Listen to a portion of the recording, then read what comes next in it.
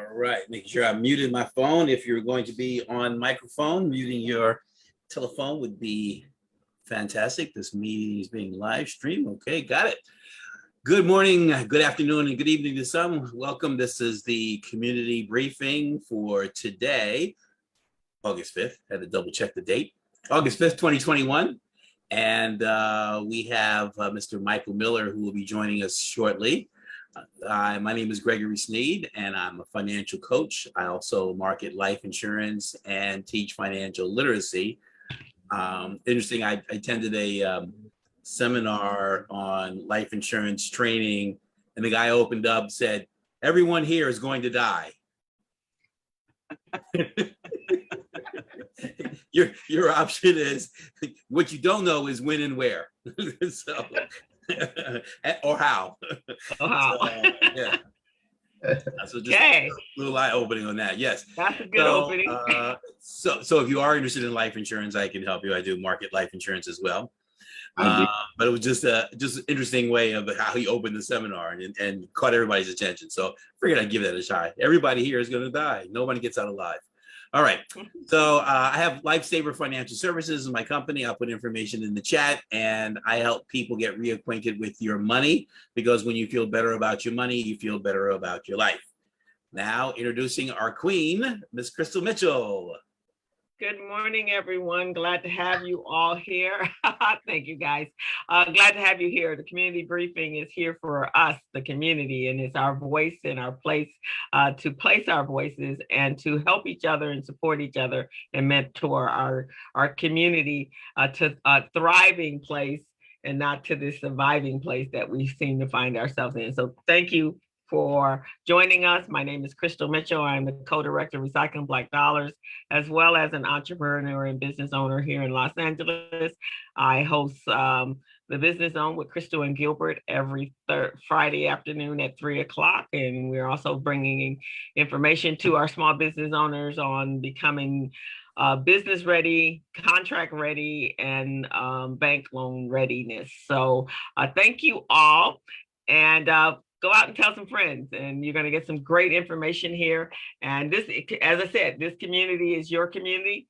So it's just not the four of my amazing co-partners here. It is everyone here has something to contribute to our community. And it's going to take all of us to make our community a healthy, thriving, successful, and wealthy community. So with that, Ms. Robin, will you take it away and introduce yourself? Hello, everyone. It's Robin Billups with the Billups Group. I am a business advisor, business consultant, strategic planner. Two things that I want to share with you today. Last week, I'm going to repeat what I had last week. One of my really good friends, a mentor really, by the name of Dr. Melvin Gravely, has put out a book called Dear White Friends. This man is exceptional. So if you have an opportunity to pick that book up and read it, please do. You can find him on LinkedIn and get some more information about him, Melvin Gravely, and I'll put that in the chat box. And then secondarily, I have my colleague, Michael Anderson, on here. Michael's going to be doing a presentation to our community briefing in the near term, but I also want to mention that Michael has a book out, and we're working on a project that's looking at urban development, for sale housing, urban development. And we're asking for your prayers. You know, we're asking for $30 billion from the federal government to provide silent seconds in order for folks to purchase 2 to 4 unit housing that's going to be built along the transit corridors. You'll be hearing more about that later. But again, I'm asking for your prayers, because, you know, this is a long road to hoe.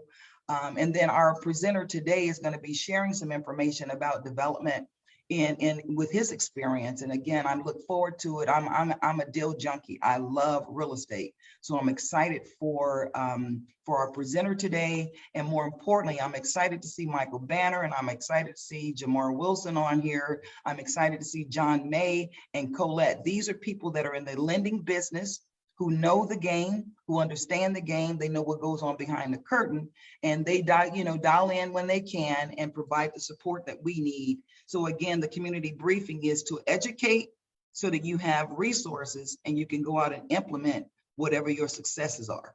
Thank you, thank you, thank you. Pass it on.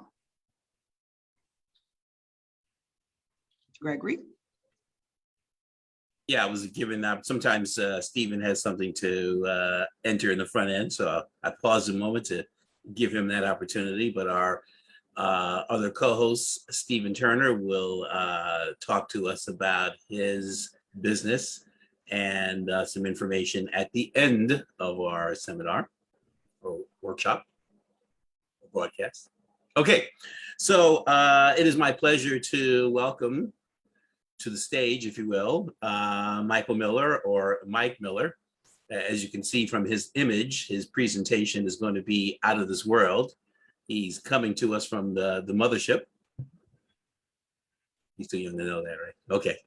So he has his degree from Stanford University, Bachelor of Arts, also a Master of Arts from Stanford University, and an MBA from UCLA.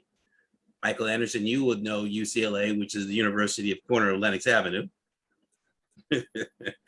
So he got his start at Lehman Brothers. He was at Barclays Investment Bank, Brookfield Properties as an asset and management and leasing, Thomas Safran and Associates with affordable housing development, and the Subversus Real Estate Acquisition, which is a real estate investment trust limited partnership, Inception REIT, and now he is the founder of Bold Communities, a nonprofit 501c3 focused on affordable housing development company attacking the housing crisis with an enthusiasm unknown to mankind, which is why he is from out of this world right now.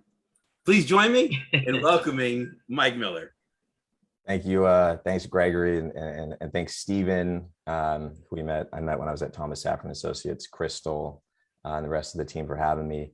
An enthusiasm unknown to mankind. You know, it's kind of a crazy motto, but you know, the first time I heard it was from my football coach at Stanford. Jim Harbaugh mentioned that when he was trying to change the culture. We were losing culture. He mentioned that. It just kind of shook me when I heard it, and but it worked. It worked. Everyone's seen how they've done since he was there and since left. So, you know, I Bold Communities is something I'm really excited about. You know, Greg, you mentioned my background. You know, I started on Wall Street after Stanford, really learned finance in the real estate industry. I covered REITs, real estate investment trust, while I was there on the capital market side. So really got good exposure to a lot of different sectors within real estate. From there, I wanted to get back. I was in New York at the time. I wanted to get back to California, and I wanted to learn development specifically. So when I was at UCLA Anderson, that's how I got connected with the folks at Thomas Safran and Associates. And look, to be honest, I wasn't expecting to do affordable housing, but what was compelling about TSA was I really liked the group and the mission and the responsibility I was going to get from the moment that I got there. And I definitely got my fair share of responsibility, which at times was, was a lot. I was drinking from a fire hose, but I learned how to navigate the affordable housing space very well. Particularly, affordable housing is pretty broad. What I'm focused on here and what Bold is focused on, at least to start, are tax credit financed projects. They're structured a little differently than traditional real estate investing. Your primary funding sources are from the local level. So that's the city of LA in this case, or the county, from the state, the Housing and Community Development Department here in the state of California. And then of course, the other state organizations that administer tax credits and bonds. So the way it works is effectively once you have a project, depending on the economics of the project, effectively the overall cost, where it's located, you apply to these funding sources. Depending on how you score, will dictate whether you secure the funding. So Bold Communities, that's our focus: tax credit finance projects, leaning on my background from TSA, where I learned how to do affordable development really well. What I loved about my sort of indoctrination into the space was like development, and particularly affordable development. It takes a village. So whether you're a developer or not, I can't just come in there and say, hey, here's my project, I'm going to do what I want to do. It's about the community, number one. And that's not just a party line, that's a fact. If you really want a good sustainable project. So That's core to what we're doing. So we want to build, I mentioned the enthusiasm unknown to mankind. We want to build a lot of housing really quickly, but we want to do it prudently. So I just want to be clear on that. Really the genesis of Bold Communities started out with some recent legislation that was passed by the California Tax Credit Allocation Committee, TCAC is the acronym, and the California Debt Limit Allocation Committee in concert, CIDLAC. Those are the two organizations that administer tax credits and tax exempt bonds for affordable housing projects. They had inputted some legislation at the end of last year, specifically for BIPOC developers, Black, Indigenous, or other people of color. And the architects behind that sort of that new regulation that was passed was a group called the Black Developers Forum. They're an advocacy group of affordable housing developers up in the Bay Area.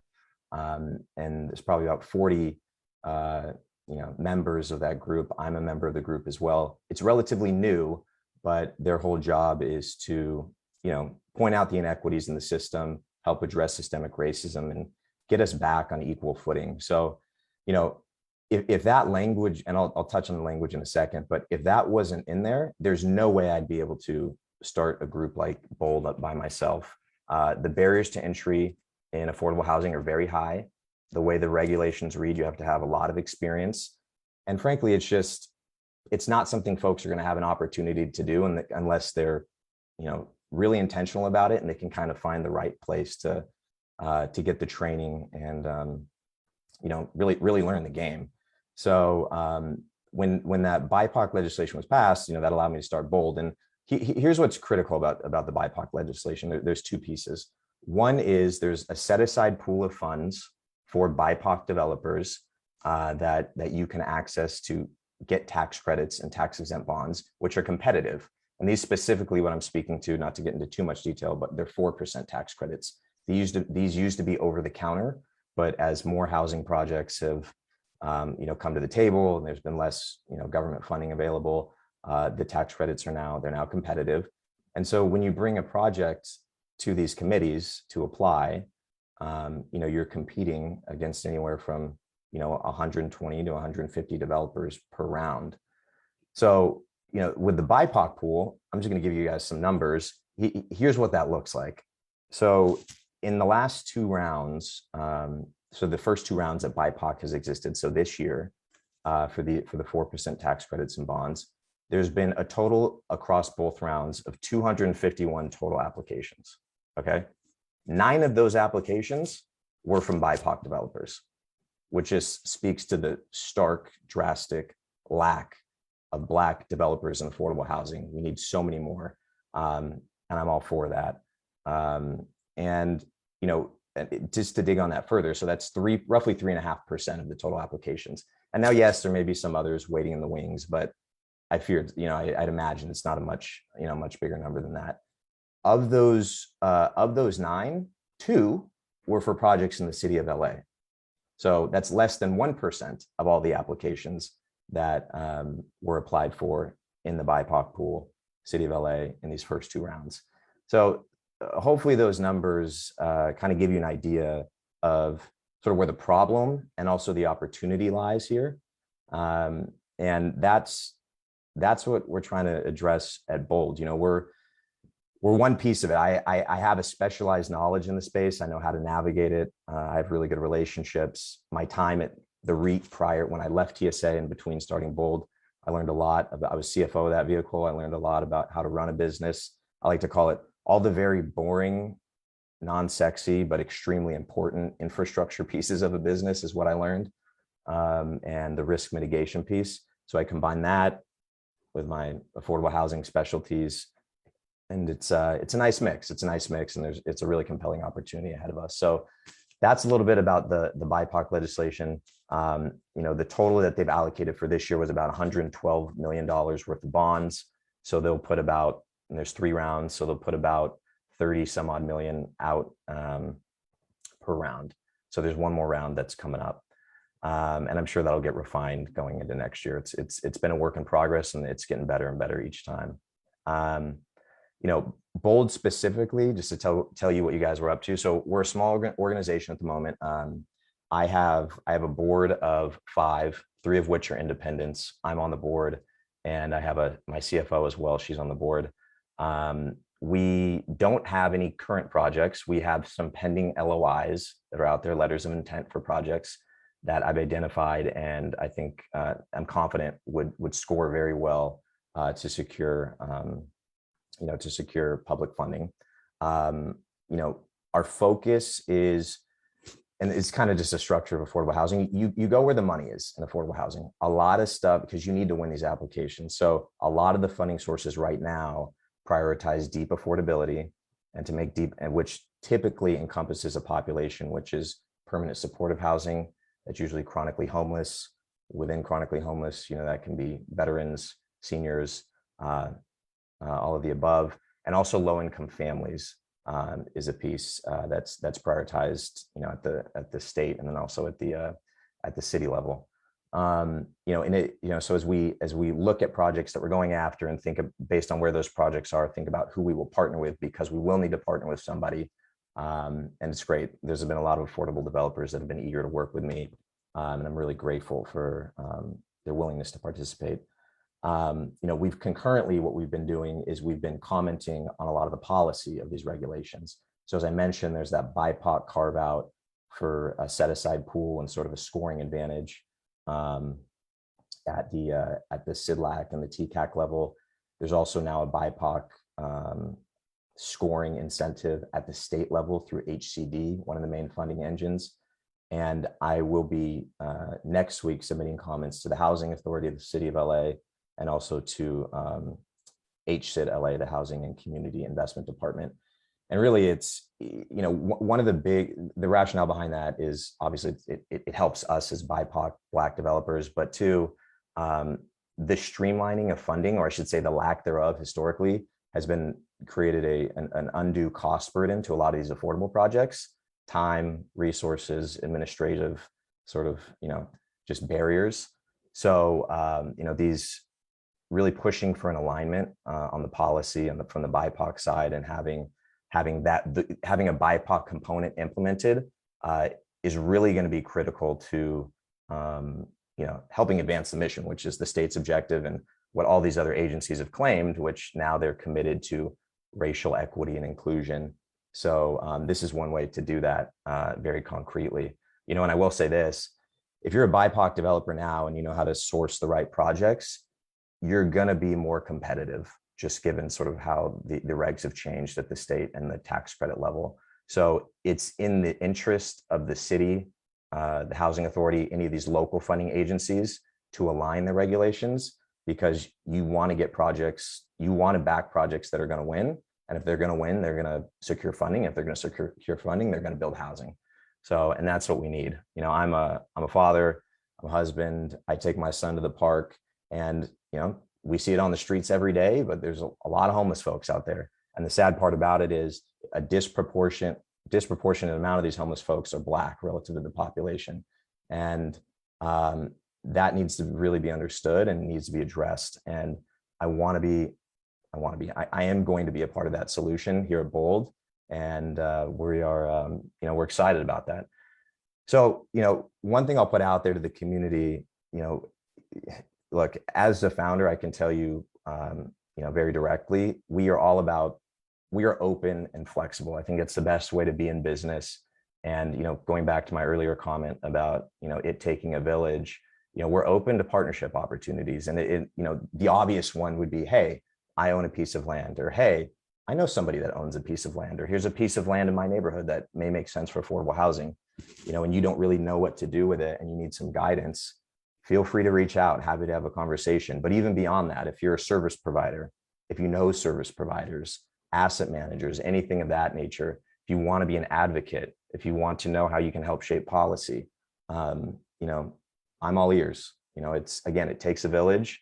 I don't have all the answers, but I'm ambitious, I'm motivated, so is my team, and we're pushing. And, it was mentioned earlier, but real estate, it excites me. I mean, I worked in investment banking before. It's a prestigious job, but it wasn't that exciting to me, honestly. It really wasn't. The most exciting times I've had have been, I've been working in affordable housing, just given, the positive impact that you have on folks and families and the community. And I like to mention to people, it's the only job where I've actually cried on the job, because it's so dang heartwarming. If you've ever been to an open house, it's pretty incredible when you hear the testimonials from the residents. So, all right, so that was a lot. I hope I covered everything I wanted to. If not, happy to answer questions, and yeah. Hey, Michael, it's Robin Billups. I, like you, came here with a degree in journalism, fell into banking, and became a conventional lender, and subsequently moved into the affordable housing arena. And to your point, it is a heartwarming, very, very gratitude providing environment to be in. However, getting these deals done, these deals actually take 2 and 3 years present. Well, when the time that I was doing them, it may even take longer now. Can you talk about, you just mentioned, let me just look at some of the questions in the chat box. The chat box. One of them is, provide us with a definition of REIT, because everybody doesn't know, these acronyms that you're using. So give us a definition of REIT, and then we'll move on from there. Yeah, apologies for that. REIT is a real estate investment trust, is what it stands for. It's effectively, it's a tax advantage structure that was passed by the IRS, I want to say in the 90s, maybe the 80s, but it was an opportunity for, individual investors like ourselves to buy a piece or a share of institutional commercial real estate. So there's a lot of different types of REITs. So for example, office REITs, mall REITs, these are groups of management teams that go and they buy malls or develop malls, or they buy office buildings and develop office buildings, and they actually sell shares in their company. And so when you buy those, you get the benefits of owning real estate, but it's just by owning a stock. So you get the benefits of depreciation and all of sort of those tax advantages, if you will, of owning real estate. And a lot of these REITs, per the letter of the law, they don't have to pay corporate taxes if they distribute 90% of their net income as dividends, which they do because they don't want to pay taxes. So that's in terms of generating dividend income and growing your investment. That's another advantage for REITs. So if somebody on here has the money, who would they approach to get involved in a REIT? The best way to do it, honestly, would be so there's a couple ways. So if you want to be an actual investor in the stock, I would say, if you have a brokerage account, Schwab, Robinhood, E-Trade, REITs are their own classification. So you could, and within that, so they'll sort of break down, like I have a Schwab account, for example, and if I click on the REITs sector, there'll be a breakdown between, industrial REITs, office REITs, whatnot. And so you can click and you can see the tickers of these companies and see how they've been trading, see what their dividend yields are. So that's a great way to buy them directly. And that's probably the easiest way to access. Otherwise, if you really want to talk to management teams, I guess you could Google and sort of look at, reach out to their investor relations department and get some more information. Another question, what is the status of the Housing Authority of the City of Los Angeles? The status? Are you doing any business with them at all? Currently, no. So I don't have any business engaged. So, but I will tell you, every agency, HACLA, to use the acronym for the Housing Authority of the City of Los Angeles, each year they have these management plans that they put out. So they put out their 2022 management plan, I don't know, not long ago. They're accepting comments through August 12th. And they just talk about their objectives, what they want to do with their owned property, how they want to manage their wait lists and tenants and voucher supply. And they're taking comments. So, every year, if you're doing projects that, would need or would want vouchers, it's a competitive process. You need to apply through an RFP or a notice of funding availability. So I'm going to push them to create a BIPOC scoring advantage or a BIPOC set aside, whatever they want to do. Their board has mentioned it explicitly. They're committed to racial equity and advancement. So I'm going to, push them to align the regs. It's already happened at the state level. So why not at the local level?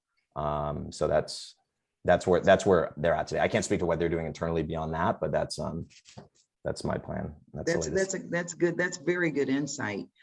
You mentioned earlier in doing these affordable housing deals that you have to follow the money. So what are the parameters when you're looking for a site that aligns with where the money is? Great.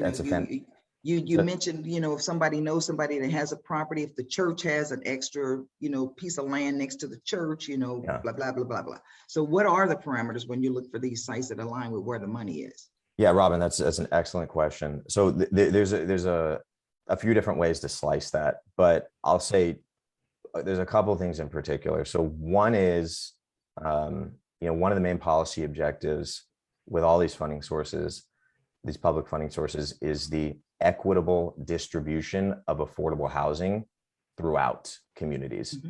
So not putting all the affordable housing in lower socioeconomic communities. So I don't know exactly who the entity is that set the map up, but it was probably in partnership with HCD and one of the agencies up in Sacramento.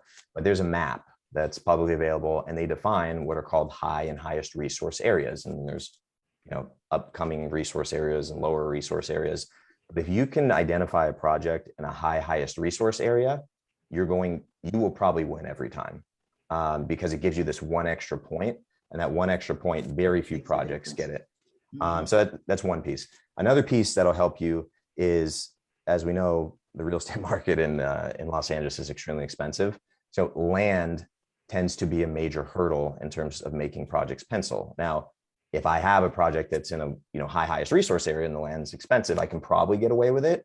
Most aren't in highest resources areas. So to the extent that it's a group or a seller or whomever that is willing to be a little flexible with that land value, which they want to get full value, but maybe there's some creative ways to structure it to, again, help lower costs, that will help projects pencil. And then in terms of following the money, the other thing I want to add there is, the money, look, to win, you got to score well, and to score well, you got to, get the max points, and the points rubric is really driven by policy objectives. So again, the main policy objectives right now are eradication of homelessness, help getting permanent housing in place, and typically deep affordability. Families as well is a big piece. Some of the challenges with family projects is just from a numbers perspective, like it's hard to get vouchers. I think it's harder to get vouchers for family projects than it is for permanent supportive housing projects, the chronically homeless. So yeah, those are other key things just to pay attention to. But really, the location and the cost are probably some of the more important ones. Go ahead, Crystal.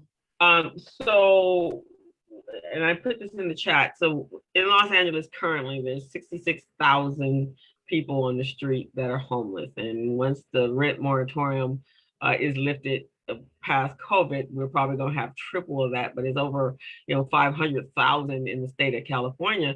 But all I hear Band-Aids from LA Housing. I have not heard a solution. I have not seen a decrease in homelessness. I only see increases, and they keep saying we're out of land, so therefore we can't build new houses. So how do we solve that solution if there's no land? I do know there are a lot of vacant lots that the city of Los Angeles owns that are just sitting there vacant, which seems like that would be a solution. So how do we solve this problem? The way I see it right now, I don't see a solution. I see a lot of Band-Aids, and I see a lot of talking.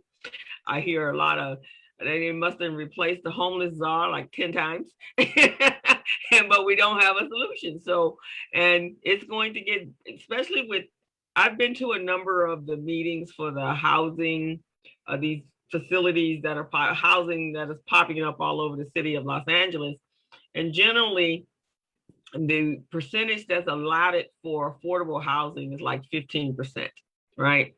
And when you calculate that by the number, that could be literally 10 or 15 units at some number. But at that point, that's not going to solve. Those are small numbers. So what is the real solution, or is there one? I know that was a mouthful. No, I appreciate it. And look, your sentiment, it's not lost on me. I mean, I 100% get that. It's too bleak of me to say that there's no solution. I wouldn't exist if I didn't think there's a solution. There's definitely a solution. But what it takes is it takes motivation. It takes ambition. Like, I'm young, I'm hungry. I'm just pushing, and I'm working with what I have, right? I have knowledge.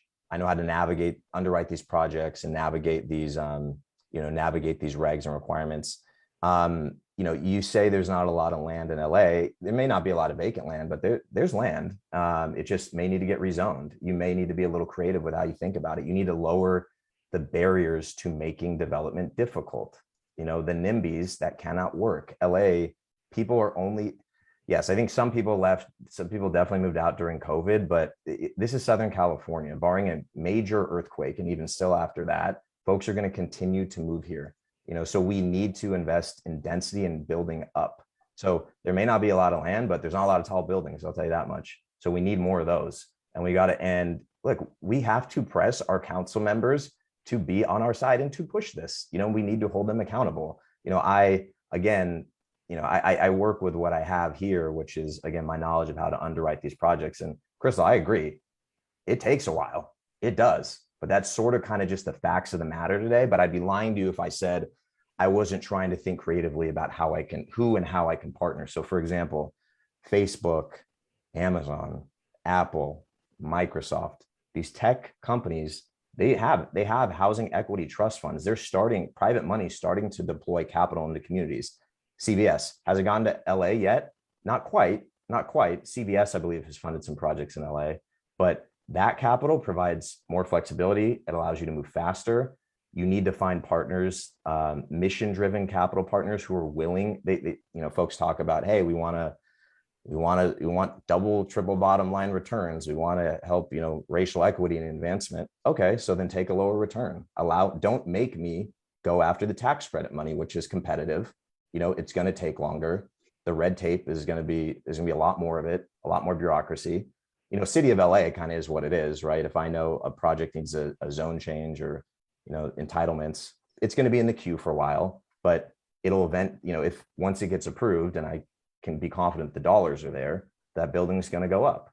But to make this stuff happen though, we need a collective consensus community that's supporting, say, hey, and Crystal, I agree, it's challenging, but if you have a lot of folks at the table that support development and support affordable housing, you'll get it done. You will get it done. I can promise you that. So, one thing I didn't mention about BOLD is we're also structured as what's called a community housing development organization, a CHODO, per HUD. It's a designation.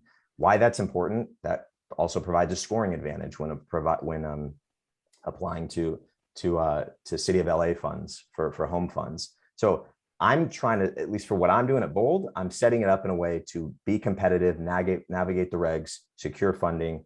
And also with CHODOs, you have to, any development, this is what I agree with, but as a CHODO, it's a requirement, but you have to go into the community. You have to build that consensus. You have to get their buy-in. And we need that. It can get solved. I'm not going to have a bleak outlook. I believe it can get solved now, but it's going to take more folks. We also need more developers of color. We just do.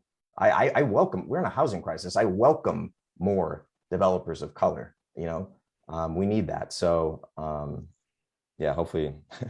But thank you, Mike. That did help. We got a lot of developers and architects here on this call today, and Michael Banner. Michael Anderson, I'm going to ask you. Michael Anderson, I'm going to ask you to make a comment, and then I'm going to ask Michael Banner to make a comment, please. Yes. So, Michael, I actually admire what you're doing. I remember about 30 years ago being in the same energy and focus. Really, our communities need to change the game about how development is happening.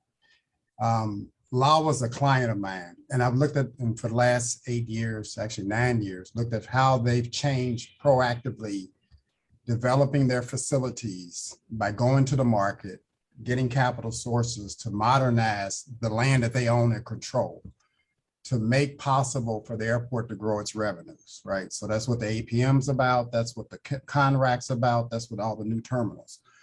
That same approach is what should be applied to Black communities overall. The market for developing housing in the Black communities, from I've seen for the last 50 years since Johnson's War on Poverty, has centered on affordable housing. It started through the churches, and that's pretty much the only game. And in addition, that game evolved up to new market tax credits and those things. In order for our communities to accept growth, and I'm an architect, urban planner, urban economic development's my passion, is that they have to grow vertically, but grow in a way that's inclusively. And I believe we only focus on housing, and that's what Crenshaw is an example of, but it's called the Black Business Center. but it's not a business center, right? It doesn't have the offices, technology centers today's global market has, right? And LA County is the #1 GDP producer in the United States. And just what you were saying, that's why people are coming here. So we have to, I believe, be proactive and program what's to be built in our communities in a way that makes each project success grow upon the next level of success. Because that's how you create succession of revenues, succession of growth, and you can include home ownership in that programming. You know, that's what we do as architects. We program buildings to function for our clients. And we can do the same in programming our communities. But also, I think we have to make it a large enough capital investment that hundreds of billions of dollars want to come in, because that's when it graduates to a new market and a game, just like investors they go to the real estate game or they go to the market game. You know, that's what investment hedge funds do. They move money into the game. You know, GameStop was an example of hedge funds moving money to drive market activities. And if we take that approach and design that game, the investments will come, because there's enough Black millionaires and billionaires and white people who want to make more money. There's enough private capital. I'm sure you know this from your background. There's enough private capital sitting there looking for something to do. Yeah. We have to figure out how to make it a return on investment that success carries out with the mission of people's. It shouldn't just be about sympathy in terms of transforming Black communities. And it shouldn't be about our communities having potential. We should deliver on that potential in terms of the products, the real estate, the jobs, and the quality of life. I'm sorry to digress, but you know, I've been looking at this for 42 years and keep saying we keep missing the equation, because we focus on the low level, as Crystal said, Band-Aids. We accept the Band-Aids, and the Band-Aids become a continuation of give them affordable housing. Home ownership in Singapore is 90%, and Singapore has the second highest per capita income in the world. Yeah. That's the dynamics that we have to get to. I'm sorry, I didn't really have a question, but that's what I'm saying. Our mission needs to shift our political leadership's actions of what they must be doing. It's not affordable housing. And along with that, a large part of that is educating the community, right? You know, so that you have the bodies to stand behind the folks who can actually get it done. We're going to hear some more from Michael Anderson in the near term. And again, in the chat box, he's put his book out there. Michael Banner, you got a comment, and then we're going to go right to our, we're going to come right back to Michael Miller and then wrap up with Colette. Michael Banner. Robin, thank you. Michael Miller, pleasure to meet you. I'm glad to hear and listen to your passion. Thank you. I'm like Michael, I'm going to date myself. You know, I'm a native of Los Angeles, and I've been watching this thing since I was a baby. Mm-hmm. Other side of it is I've been involved in banking and economic development for, 45 years. The notion that Michael raised, that you have to have, or it's helpful when you have an economic model that generates income, because if it generates income and creates value, money will find you. And I'm not an affordable housing person at all. Actually, when I got into this space, I decided not to do affordable housing because there were a lot of people already doing it, and there still are. And I focused on the other things that should happen in those communities. And you know, two things I would ask you is, one is that, I mean, how are you going to compete with Tom Saffron and Lisk and Enterprise, all of the people that have been at the table for the last 30 years themselves? So, you know, and I financed a lot of startups and new people going into business and people of color. It's hard. So I'm not going to, you know, sugarcoat that. But that's who gets the nod. That's who gets the capital. You know, this BIPOC carve out at the state has come after what, 20, 30 years of this, seeing this, and now it's a small sliver. And sometimes to me, it works like whack-a-mole or diversionary strategy. Yeah. We get you to focus on this little small carve out while 95% of the rest of the money is someplace else. And the challenge is, how do we get ourselves to talk to people who have the money? In an example you gave of the REITs, I just looked at something yesterday. if you go and look at the REITs and look at the number of Black people, any people of color that are on the boards or in decision-making capacity in a REIT, you can't find them. Yeah. And so that's symptomatic of what we're up against.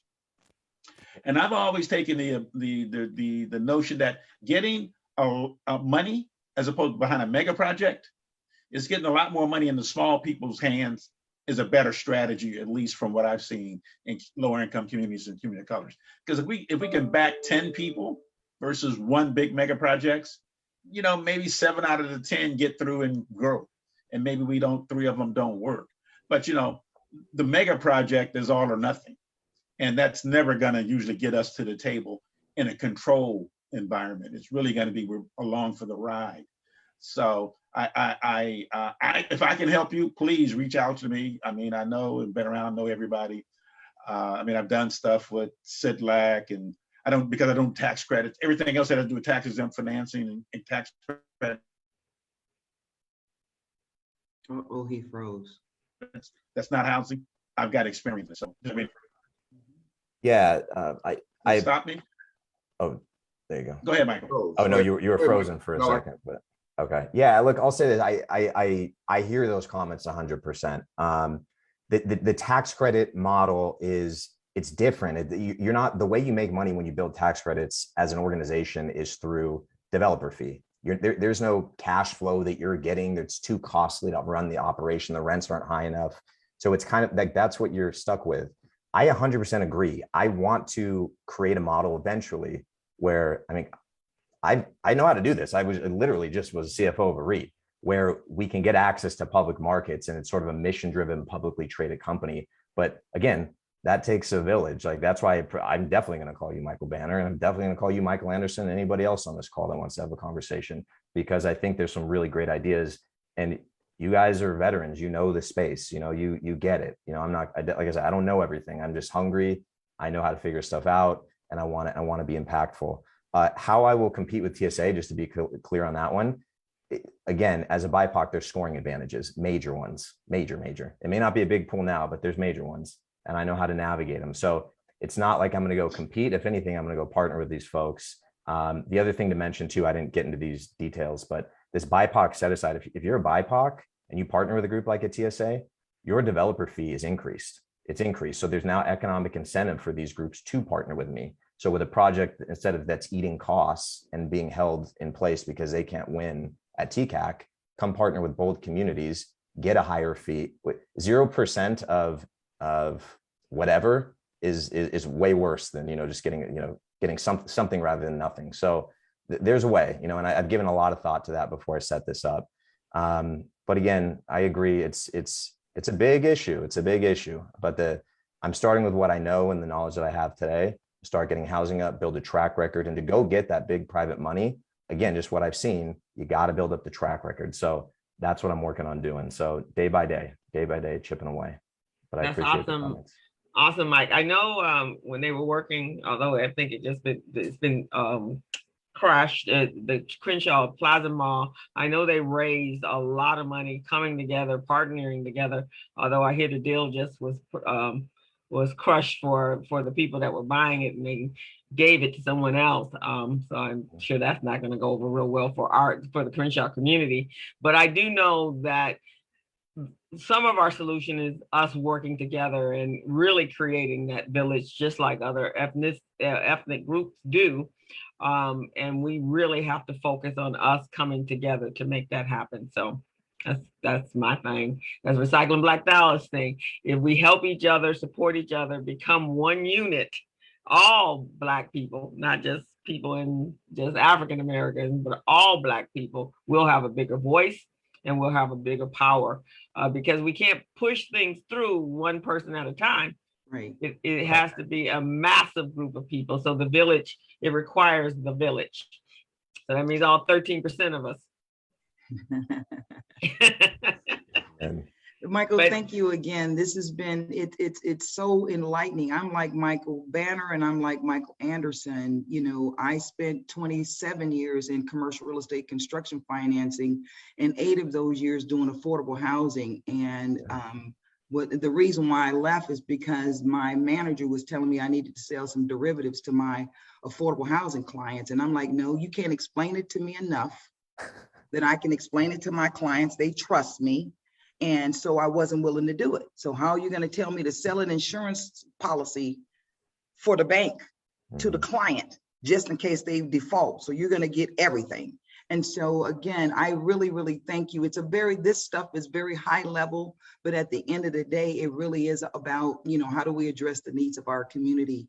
And we thank you for coming on the community briefing. And we thank you for your courage to take your skill set and apply it to our community. Because again, a lot of times we get these skills and then we're off and running in some other marketplace and forgetting about, where grandma lives, that type of thing. So thank you very much. And you guys might want to also connect with Andre down there. He's a commissioner and urban planner in Los Angeles. So I think you might want to add him to your outreach group because he's sitting on the inside as well. Yeah. So put your contact information in there, guys, in the chat room so you guys can come together. And then my final comment, my old manager who used to work for the city of LA Housing Authority, housing department, she's an assistant general manager, Tina Johnson Hall, just became the executive director of CalHFA up in Sacramento.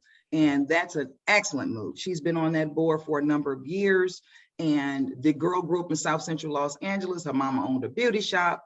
And so again, she knows what our needs are, and she's exceptional. Tina Johnson Hall, Michael, I'll reach out to you to make sure you guys connect. She won't be in that position she got about 30 days to get settled in, but she's going to be moving to Sacramento. And I think that's a champion for what we're talking about today, truly.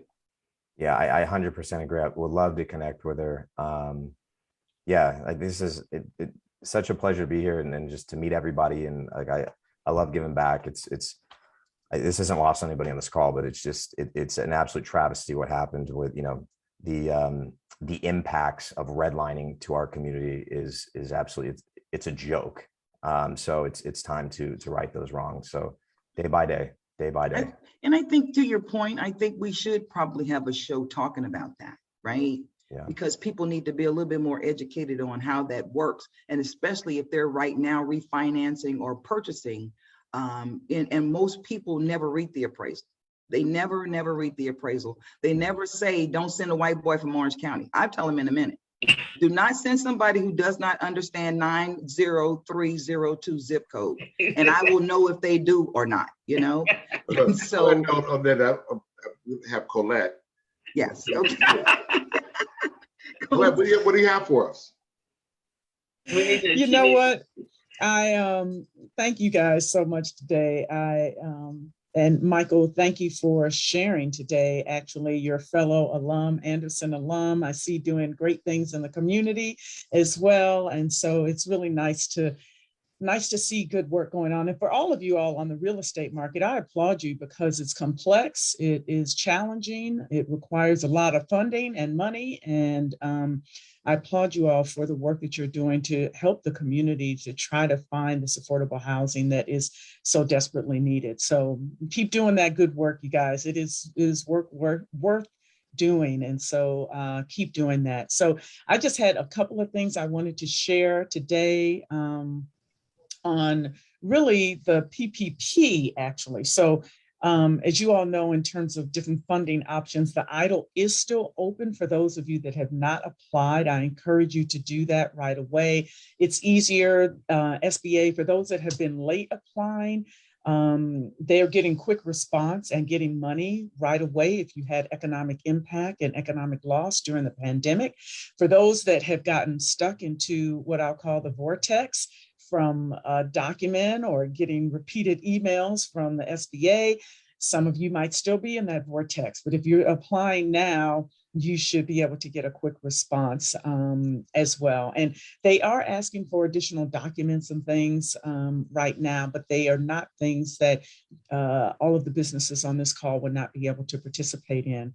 Wanted to mention the PPP because the SBA just launched a new forgiveness program. And if this is, you guys have heard me say, the PPP is a loan that with forgiveness is a grant. but you got to get the forgiveness, right? So if you have not already applied for forgiveness, the SBA is about to open up a new portal for loans under 150,000. So any PPP loans that were under 150,000, you can go to your lender still, but if your lender has opted in, they have a new program that they do a revenue reduction score, all these different things where no documentation is even needed, but your bank would have to opt in. So your bank would likely let you know that they've opted in if you have not already gone for forgiveness. We are still hosting this PPP loan forgiveness workshop. So the next one is today from 2 to 3. It got to get the forgiveness. It's still a loan if you don't get it, but it's free money for your business if you get that. So just know that there are a couple of things that are going on. So if you see changes on the forgiveness side, PCR can assist you with that. And, you know, PCR has been around for 45 years, like some of the other the real estate folks have been on for a long time helping small businesses, particularly those underserved. We do not want any in our community to be stuck with a loan unnecessarily. There's no need for it, and there's a way to make sure that it's covered. So make sure you know how to do that. Same thing for the EIDL. This is the cheapest money that you can get right now is this EIDL, which is still open. So if you have not applied for it, and I know people are saying, well, I may not need it. It's a 30-year loan. The rates are low. There are no fees. There's so much benefit to this, and I'll give you guys a copy of this. Also, just wanted to let you know that the California Relief Grant is coming back. So this is about to, it has reopened right now for those that were waitlisted. So if you had applied already, it opened up on August 3rd for those that had been waitlisted for this grant. So be checking your spam and everything else. So you may not be looking for it, but if you had applied previously, know that you could still be in queue for this. Then there's a special one for nonprofit organizations coming up, that's round 8.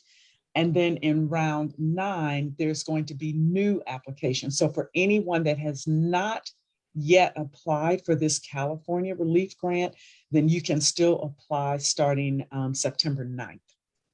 So be looking for that. And, you know, it's basic things that you'll need in terms of documentation, tax forms, things like that, but we can assist you with that. And then those were the base, it's definitely the amount of the award is based on your gross sales.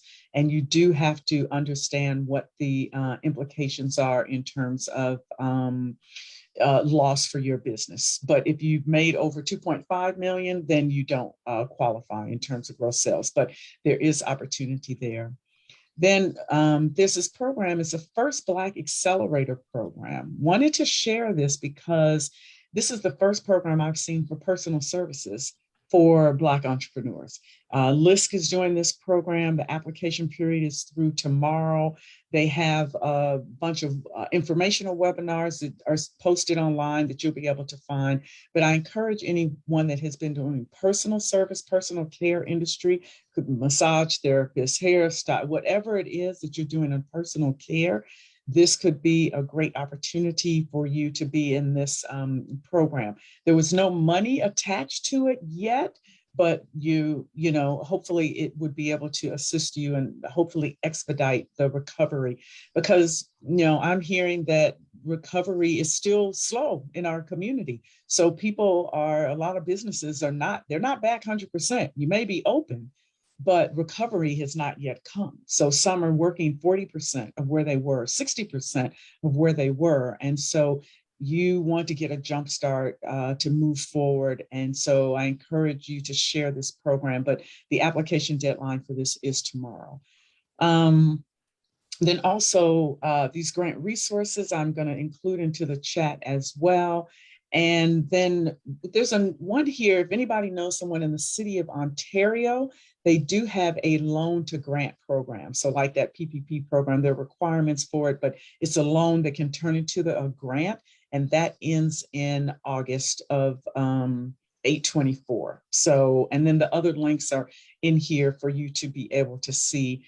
And then just wanted to mention all of those resource webinars. So we are still teaching on EIDL and PPP. A lot of people are still having trouble A couple of weeks ago, we had 100 people show up on the call that were able to ask questions about their status and to get some help in terms of next steps. And so if you are still struggling, please let us know. We're using that call for, Q&A as well as information going out, the PPP forgiveness.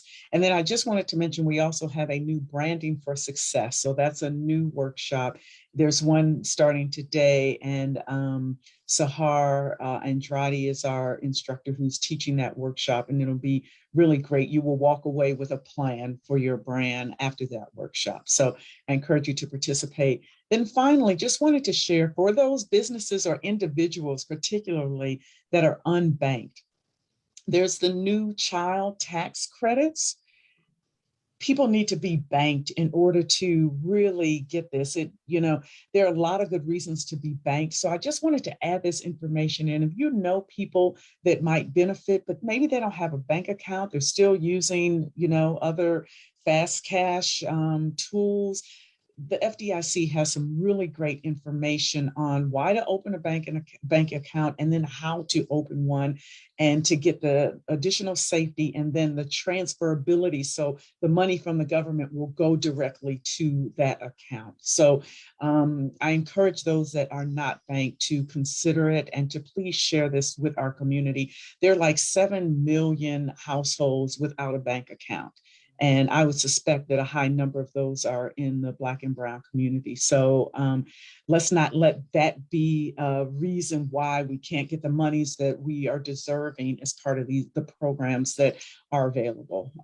So just please make sure to share that as well. So that is it for me. I'm going to put this presentation into the chat if you would check on the link. And you guys, I've been away for a while. Our daughter is married and happily married. It's been 2 weeks, but she's still happily married. So we're happy about Congratulations, Colette, on your new son-in-law.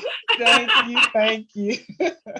But I'm happy to see you all, and great to get the great information shared today. All right. Thank you, Colette. That was awesome. This was a very informative show today. And so we want to thank you guys. Remember, guys, we're still in pandemic. Black people seem to think we're not, and it's growing every single day. I was at the airport yesterday. I see so many people walking without masks, and masses and masses of people, terrifying out there. So keep yourself masked up. If you have resistors to the vaccine in your family, please try to encourage them to go ahead and get it. It's not going to change. They're not going to become monsters.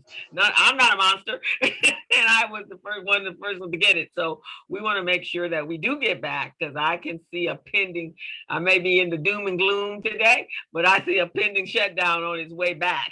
And so we can't afford to have that. So we just need to get people to just do the right thing. So please be careful. Condolences out there for Malcolm Bennett. He passed away. For those of you who know who Malcolm Bennett is, he passed I think last week. Was it, Robin? Last week? Services are coming up. Correct. Okay. This is a Monday, if I'm not mistaken. Monday. Malcolm Bennett was the president of the African American Apartment Owners Association. Yeah. And Yeah. he did exceptional work in our community. No question about it. Right. Lobbied for our community. So again, it's all about us coming together as a village and working and getting our voices out there so that we can make change.